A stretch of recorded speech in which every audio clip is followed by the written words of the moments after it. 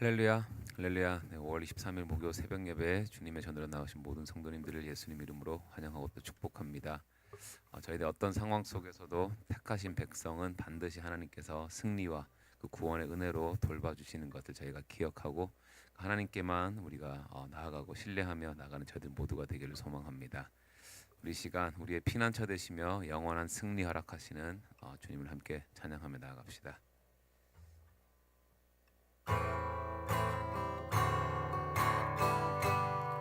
피난처 되시는 피난처 되시는 주 예수, 영원한 승리의 왕, 주님의 얼굴을 구할 때 주의 빛 비추시네. 전쟁은 주님께 속했네. 승리는 우리의 것. 예수의 이름을 높이며 영원히 찬양하리. 주님의 임재에 온 땅은 들리고 우리 기도에 하늘 문 여시네. 온 민족과 열방 주께 경배해. 영원히 보좌에 계신 왕께. 피난처 되시는 피난처 되시는 주 예수, 영원한 승리의 왕, 주님의 얼굴을 구할 때 주의 빛 비추시네. 전쟁은 주님께 속했네. 전쟁은 주님께 속했네. 승리는 우리의 것. 아멘. 예수의 이름을 높이며 영원히 찬양하리. 주님의 임재에 온 땅은 들리고 우리 기도에 하늘 문 여시네. 온 민족과 열방 주께 경배해. 영원히 하나님 어린 양께. 주님의 임재에 온 땅은 들리고 우리 기도에 하늘 문 여시네. 온 민족과 열방 주께 경배해. 영원히 보좌에 계신 왕께.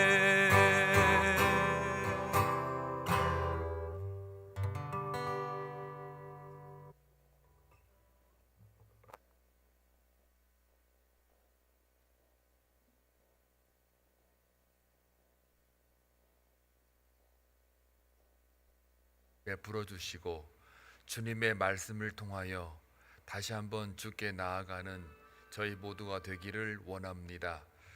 아버지 하나님, 이 땅에는 많은 사람들이 있으나 아직도 복음을 듣지 못하고 하나님과 원수된 자로 살아가는 자들이 얼마나 많은지, 그들의 말로가 무엇인지 우리는 너무 잘 알고 있습니다. 그들을 향하여 기도하며 하나님의 마음을 가지고 선교에 동참할 수 있는 한빛 성도들 다 될 수 있도록 역사하여 주시기를 원합니다. 간밤의 중보기도팀 모든 기도하는 제목들 주님 들으시고 응답받는 기쁨으로 채워주셔서 하나님의 살아계심과 모든 전쟁은 여호와께 속한 것임을 고백하는 저희 모두가 되기를 원합니다. 오늘도 주님의 말씀을 통하여 함께 묵상할 때 오늘 하루가 여호와께 모든 것들이 속했다는 것을 고백하는 귀한 하루가 되게 하여 주옵소서. 예수님의 이름으로 기도하옵나이다. 아멘. 하나님 말씀 보시겠습니다. 열왕기상 20장 13절에서 25절입니다. 함께 교독할 때 하나님의 음성을 들을 수 있기를 바랍니다. 한 선지자가 이스라엘의 아합 왕에게 나아가서 이르되 여호와의 말씀이 내가 이 큰 무리를 보느냐 내가 오늘 그들을 내 손에 넘기리니 너는 내가 여호와인 줄을 알리라 하셨나이다. 아합이 이르되 누구를 통하여 그렇게 하시리이까? 대답하되 여호와의 말씀이 각 지방 고관의 청년들로 하리라 하셨나이다. 아합이 이르되 누가 싸움을 시작하리이까? 대답하되 왕이니이다. 아합이 이에 각 지방 고관의 청년들을 계수하니 232명이요 그 외의 모든 백성 곧 이스라엘의 모든 자손을 계수하니 7,000명이더라. 그들이 정오에 나가니 베나닷은 장막에서 돕는 왕 32명과 더불어 마시고 취한 중이라. 각 지방의 고관의 청년들이 먼저 나갔더라. 베나닷이 정탐꾼을 보냈더니 그들이 보고하여 이르되 사마리아에서 사람들이 나오더이다 하매 그가 이르되 화친하러 나올지라도 사로잡고 싸우러 나올지라도 사로잡으라 하니라. 각 지방 고관의 청년들과 그들을 따르는 군대가 성읍에서 나가서 각각 적군을 쳐 죽임에 아람 사람이 도망하는지라. 이스라엘이 쫓으니 아람 왕 베나닷이 말을 타고 마병과 더불어 도망하여 피하니라. 이스라엘 왕이 나가서 말과 병거를 치고 또 아람 사람을 쳐서 크게 이겼더라. 그 선지자가 이스라엘 왕에게 나와 이르되 왕은 가서 힘을 기르고 왕께서 행할 일을 알고 준비하소서. 해가 바뀌면 아람 왕이 왕을 치러 오리이다 하니라. 아람 왕의 신하들이 왕께 아뢰되 그들의 신은 산의 신이므로 그들이 우리보다 강하였거니와 우리가 만일 평지에서 그들과 싸우면 반드시 그들보다 강할지라. 또 왕은 이 일을 행하실지니 곧 왕들을 제하여 각각 그곳에서 떠나게 하고 그들 대신에 총독들을 두시고 다 같이 또 왕의 잃어버린 군대와 같은 군대를 왕을 위하여 보충하고 말은 말대로 병거는 병거대로 보충하고 우리가 평지에서 그들과 싸우면 반드시 그들보다 강하리이다. 왕이 그 말을 듣고 그리하니라. 아멘.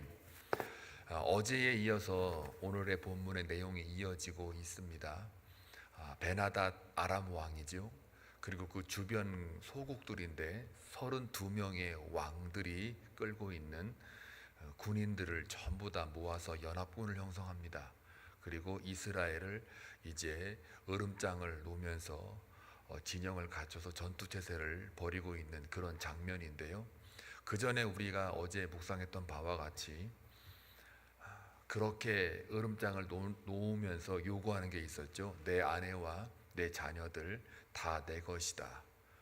그래서 어쩔 수 없이 아합 왕은 두려워서 그들의 그 요구 조건에 대해서 내 주 왕이여 이러면서 그렇게 하겠나이다라고 이야기를 하죠. 굴복한 거죠. 그러고 나서 이제 베나닷이 이 일을 듣고 신하들로부터 또 요구를 합니다. 이왕 나한테 조공 다 바치는 거 우리가 가서 고를게, 좋은 거 고를게 해가지고 내 아내들과 내 자녀들 그 중에 내가 뽑아서 내가 가져간다. 이제 신하들이 그러니까 다른 외국에 있는 왕이나 아니면 신하들이 와가지고 우리나라의 그 내 아내들과 내 그 자녀들을 보고서 직접 고르겠다는 얘기예요. 그러니까 이제 이거에 대해서 이건 아닌데 하면서 신하들과 백성들과 한번 얘기를 나눠봤더니 절대 불가합니다라는 의견이 모아졌어요. 결국은 전쟁을 치르자고 이렇게 지금 서로가 이제 모이게 된 거죠. 그러고 나서 이제 오늘 본문으로 이어지는데요. 여전히 아합은 하나님께 나오지를 않습니다. 그쯤 됐으면은 이스라엘이 어떻게 하나님이 이끌어 왔는가를 충분히 알 터인데 절대로 하나님께 나오지 않습니다. 말하자면 그 위기 상황 속에 기도하지 않는다는 이야기죠. 그럼에도 불구하고 그 이스라엘이 뭐가 이쁘다고 하나님께서 또 한 선지자를 보내서 여호와의 말씀을 계시하도록 이야기를 합니다. 그 계시 내용이 바로 오늘 13절에 나와 있는 겁니다. 근데 왜 한 선지자를 보냈을까요? 그것은 다름 아닌 언약 관계이기 때문에 그래요. 하나님과 이스라엘은 단순한 주종 관계가 아닙니다. 주인과 종의 관계가 아니에요. 단순히 내가 부리고 또 내가 복종하고 그런 단순한 관계가 아니에요. 언약 관계, 약속 관계라는 이야기는 하나님과 백성 사이에, 이스라엘 사이에 인격적 관계라는 거예요. 인격적 관계라는 거는 하나님의 형상을 입은 자들을 하나님의 방법으로 이끈다는 이야기니까요. 어떠한 일이 있어도 하나님은 그들을 버리지 않는다는 거예요. 그들은 하나님을 버렸어도 하나님은 그들을 버리질 않아요. 내 자식이니까요. 내 가족이니까. 조금 더 정서적으로 표현하면 그들을 사랑하니까. 매를 좀 때려가지고 고난을 줘서 정신 차리게는 할 수 있으나 그것도 내 가족이고 내 자식이라 그래도 눈에 밟히면 아프고 이러니까 그래서 정신 좀 차리게 하나님 안으로 들어오게 만들려고 하는 거예요. 그 하나님의 사랑이 오늘도 한 선지자를 통해서 그 목이 뻣뻣한 이스라엘 백성들 앞에 한 선지자를 보내는 거예요. 보내면서 이제 전쟁을 치르고 있는 그 상황이 이제 벌어졌는데 이때 13절에 보니까 뭐라고 그래요? 여호와의 말씀이 뭐라 그럽니까? 네가 이 큰 무리를 보느냐? 딱 봐도 너 지금 안 되지?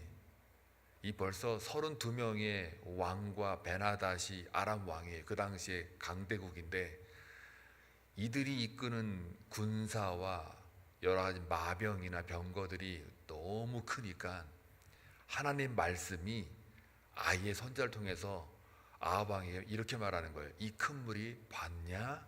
이거예요. 이게 무슨 말일까요? 상황을 보니까 야, 너 싸울 거 불가능하지 않니? 두렵지? 너 힘이 없지? 이 상대를 네가 이길 가능성 전혀 없지? 이 얘기입니다. 야, 군대 크다, 대단하지 않아? 이게 아니라요. 이 말 속에는 네가 지금 저 연합군과 싸우려고 지금 나왔는데 네 안에 내 자녀들 골라간다 그러니까 승질 나니까 너도 이거는 못하겠다 그래가지고 떠밀려 갖고 백성들과 의논해서 네가 지금 싸우겠다고 나왔는데 자 봐라, 이 큰 무리를 봐라, 연합군을 봐라. 너 상대 안 되는 거 알지? 이건 불가능한 거 알지? 이 얘기입니다. 하나님은 우리에게 이 말씀을 지금도 하고 계세요. 야, 너 이거 할 수 있겠어? 세상을 향해서 네가 이길 수 있겠어? 이 상황에서 네가 지금 뭘 할 수 있겠어? 너 못해. 불가능하지? 하고 물어요. 근데 우리는 여전히 하나님께 안 나타나요. 기도를 안 해요. 또 볼까요? 내가 오늘 그들을 내 손에 넘기리니, 이런 불가능하지 할 때 불가능하지라는 말 속에 또 다시 어떤 말을 하냐면 그들을 내 손에 넘기리니, 네가 이 전쟁에서 이길 거야 라는 얘기예요. 상황은 불가능하지, 그런데 네가 이겨, 그런 얘기입니다. 네 삶에 지금 가장 힘들고 고난 속에 있지, 네 힘으로는 안 되지, 근데 네가 패배 안 해, 네가 이길 거야. 단순한 위로가 아니에요. 이게 그냥 토닥거리는 정도의 정서적인 하나님의 위로가 아니고요, 실제적인 사건으로 하나님이 지금 말씀하시는 거예요. 네가 이겨. 네가 지금 여기 앞에서 꼬꾸라지고 자빠지고 넘어지고 시리에 빠져있지, 아무것도 네가 할 수 있는 게 없지, 근데 너는 이겨. 다시 일어날 수 있어. 하나님이 세미한 음성으로 알려주잖아요. 그러면서 하시는 말씀이 너는 내가 여호와인 줄을 알리라. 이걸 통해서 내가 너의 하나님인 거를 네가 알게 될 거야. 이렇게 지금 하나님이요, 이런 신이 없어요. 이제까지 인간이 태어나가지고요, 인간이 출현해서 문명이 발달한 오늘 이 시대까지요, 신이라는 존재를 설명을 할 때 종교학에서 말씀드리는 거예요. 이건 이제 성경도 아니고요. 이제까지 신에 대한 그런 정의를 내리거나 분석을 하거나 설명을 할 때요, 이런 신의 모습이나 묘사가 없어요. 하나님 야훼에 밖에는 없어요. 이런 신에 대한 설명이 없다고요. 신이 막 그냥 인간에게 와가지고 네 큰 무리를 보았느냐, 내 손에 넘기리니 여호와인 줄 내가 알게 할 거야. 이거 명령 지키면 너 복 받고, 너 이거 안 지키면 나한테 혼나, 저주받아. 그리고 너 내 말 잘 지키면 네 자손 대대로 복을 받을 거야. 너는 축복의 대로가 열릴 거야. 안 하면 나한테 혼나. 이렇게 말하고 인간과 대화하고 이걸 인격적이라고 그러거든요. 그러니까 신에 대해서 인격적 신이라는 이 형용사적 구어가 이 모습 표현이 안 붙어요.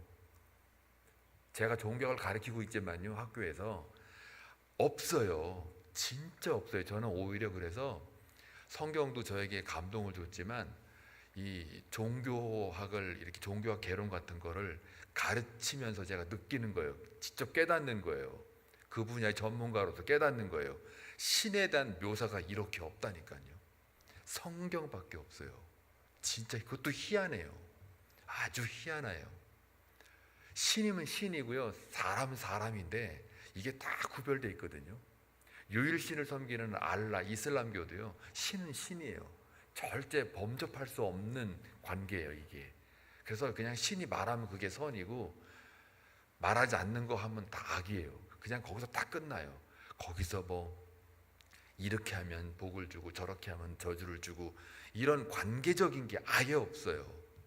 제사를 드리면 드리지, 열심히 예식을 통해서 신에게 뭘 바치는 건 있는데요, 그런데 그 바치는 그 관계 속에서도, 이 제사 속에서도 하나님과 인간 사이에 소통이라는 게 없다니까요. 근데 이 하나님과 인간, 우리 사이의 관계는 이렇게 친밀해요.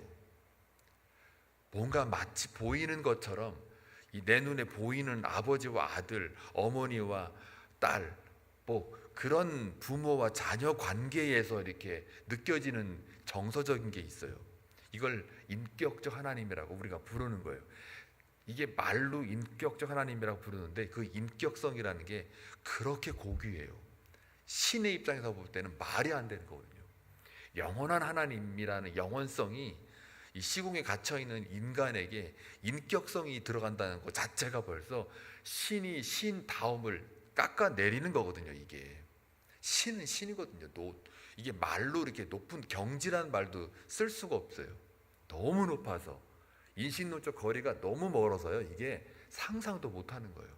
개미가 인간 이해 못하듯이요, 그것보다 더 거리가 멀어요.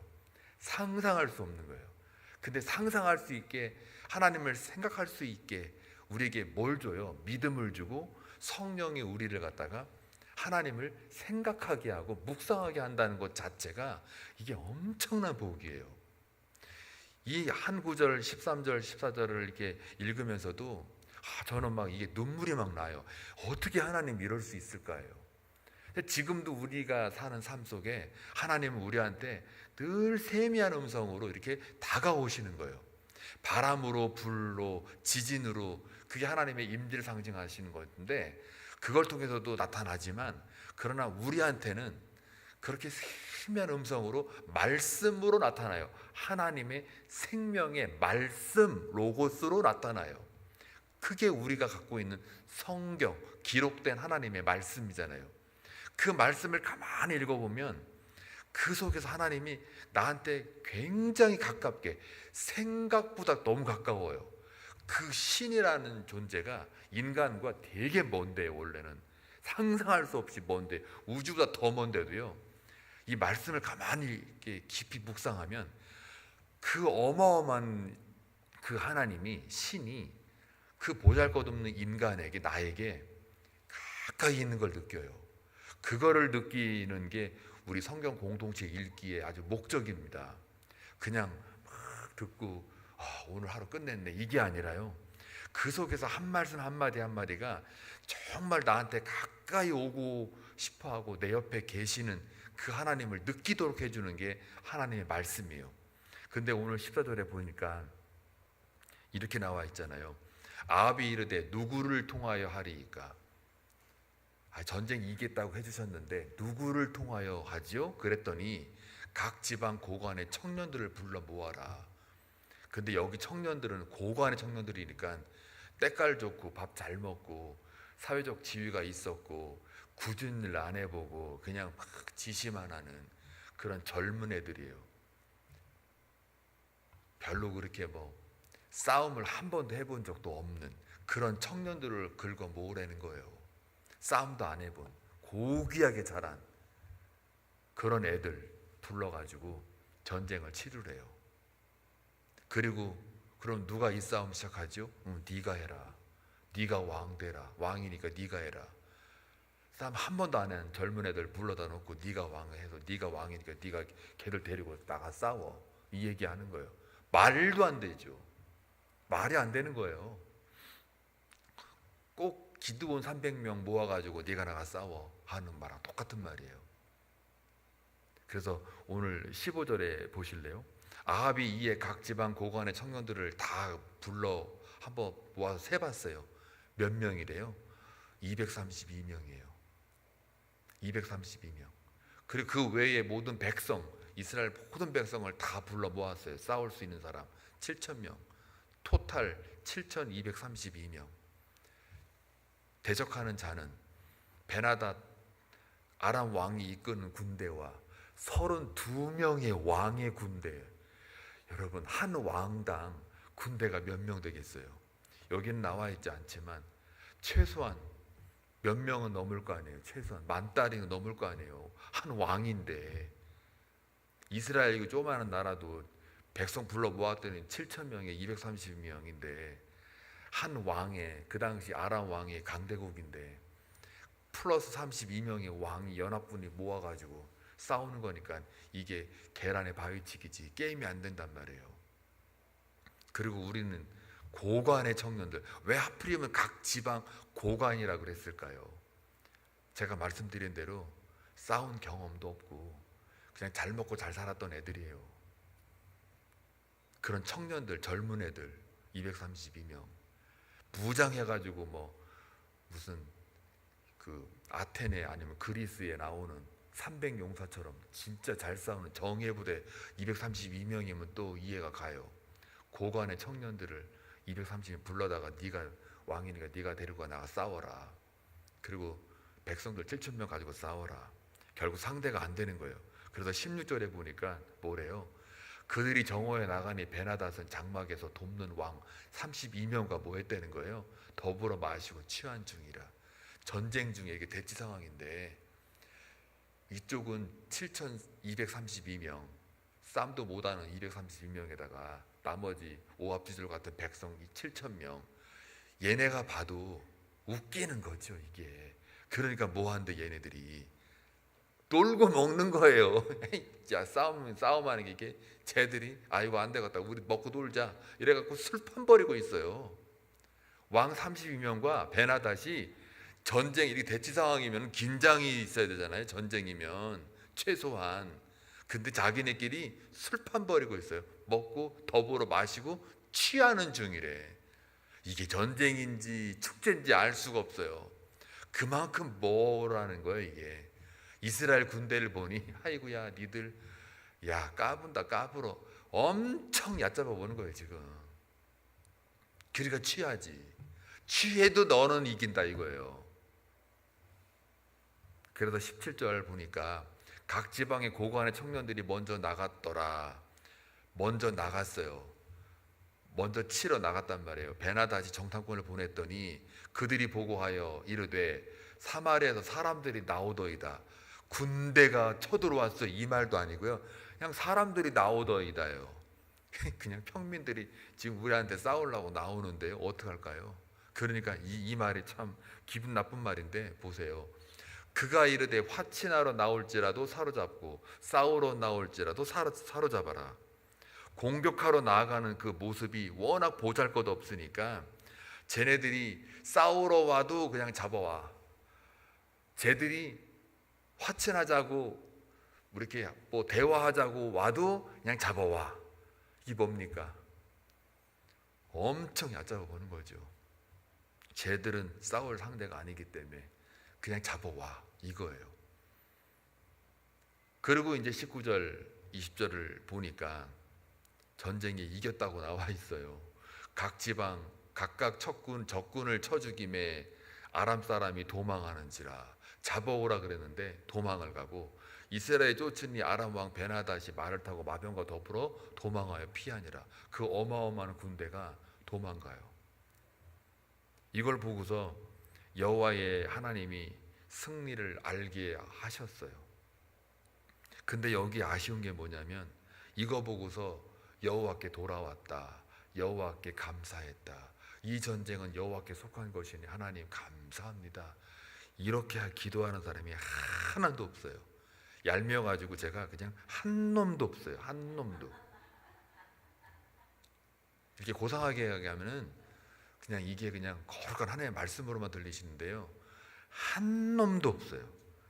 왕도 여기 기도했다는 말이 없어요. 근데 지금 또 하나님은 어떻게 하시냐, 그렇게 나오지 않는 그 아합 왕이나 이스라엘에게 또 뭐라 그래요? 22절 보니까 그 선지자가 또 얘기하죠. 이스라엘 왕에게 나와 이르되 왕은 가서 힘을 기르고 왕께서 행할 일을 알고 준비하래요. 해가 바뀌면 내년이죠.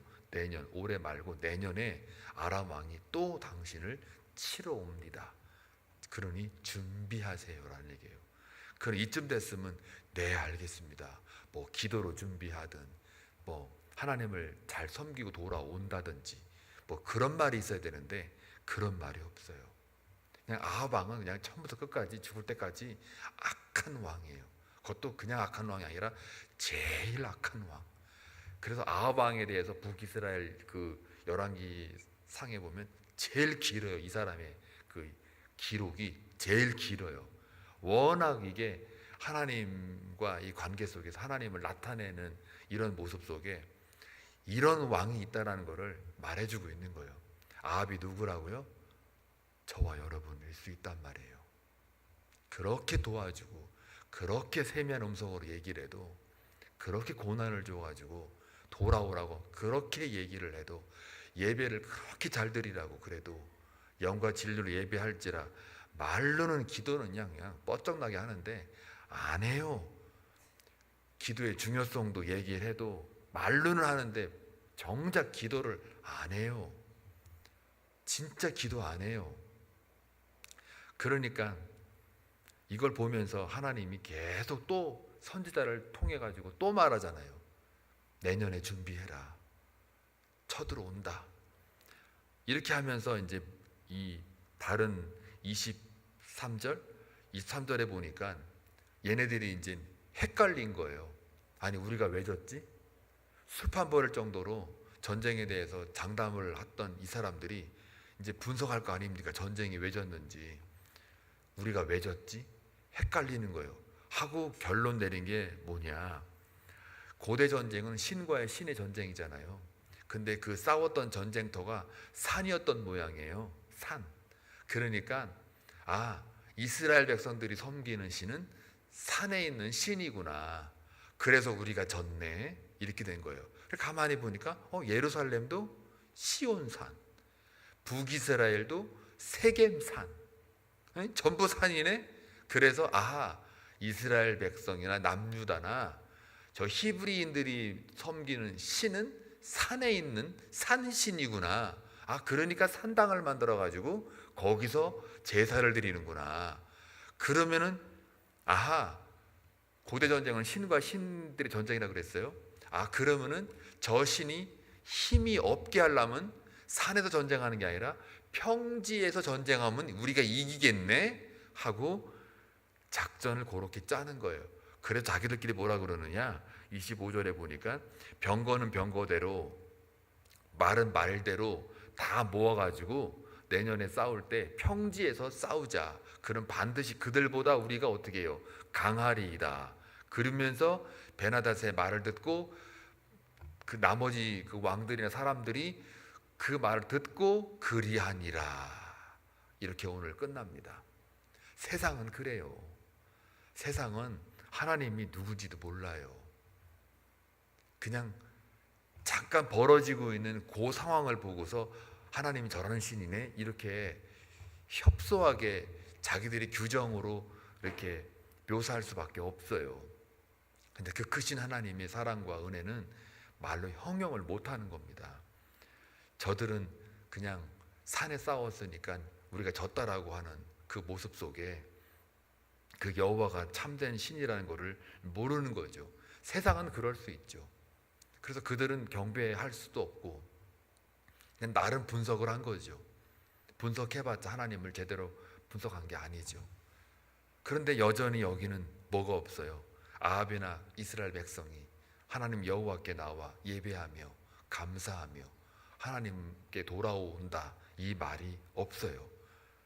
그럼에도 불구하고 우리 하나님은 또 선지자를 보내서 전쟁을 이기게 했으면 됐지, 또 내년까지 준비해라 라고 일러주시는 그 하나님, 그 하나님이 여러분의 하나님입니다.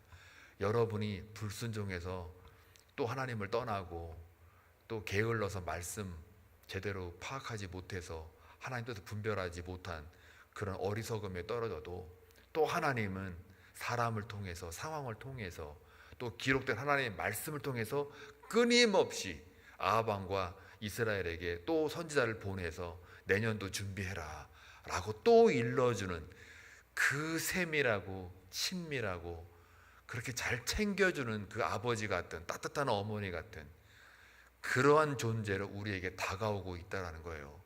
새벽마다 생명의 삶에 있는 말씀 가지고 우리 성도들에게 하나님은 늘 말씀하고 계세요. 그래서 자꾸 하나님은 우리를 부르시는 거예요. 돌아오라고. 나 너 사랑한다고 그러고 오늘 하루 살아가는 동안 나만 보고 따라와. 나만 봐. 하고 또 말씀하시는 거예요. 우리가 죄를 짓고 경배하지 않아도 또 말씀하는 거예요. 왜 그럴까요? 저와 여러분은 하나님과 언약 관계에 있기 때문에. 그 언약이 누군지 알아요? 이스라엘에서 역사적으로는 하나님의 계약, 십계명, 언약, 율법이지만요, 오늘날 우리에게는 뭐예요? 그게 그 언약이 예수 그리스도. 예수 때문에. 그 예수가 변하지 않는 언약이에요. 영원히 있는 언약, 예수 그리스도. 그 예수 그리스도, 그 언약, 그 언약이신 예수 그리스도 때문에 우리 하나님은 끝까지 눈동자처럼 우리를 지키시는 하나님으로 남아 계시는 거예요. 그거를 우리가 안다면 오늘 하루 살아가는 동안 언제나 우리 편에 서 계시는, 이제는 우리가 하나님 편에 있어야죠. 늘 하나님이 우리 편에 있게 해달라고 하지 말고 우리도 하나님 편에 있어야죠. 그 하나님을 바라보고 오늘도 살아내셔서 승리하는 멋진 그리스도인 되시길 주의 이름으로 축원합니다. 기도합니다. 좋으신 하나님 아버지 감사합니다. 오늘도 주의 말씀을 통해서 하나님의 마음을 깨닫게 하시니 감사합니다. 우리가 하나님을 버리고 떠났다 할지라도 우리는 모르나, 우리는 어리석으나 여전히 하나님은 지금도 이스라엘의 이 아합 왕과 이스라엘 백성들의 역사를 통하여 오늘 우리에게 말씀하십니다. 내가 너를 사랑한다. 나는 너와 함께한다. 네가 무엇을 하고 어디에 있든 누굴 만나든 죄 가운데 있다 할지라도 나는 너를 사랑한다. 내 말씀으로 너에게 명한다 라고 늘 우리에게 말씀하시는 그 하나님을 다시 한번 보기를 원하고 또 하나님의 자녀답게 오늘 하루 살아갈 때 승리하게 하여 주시옵소서. 예수님의 이름으로 기도하옵나이다. 아멘.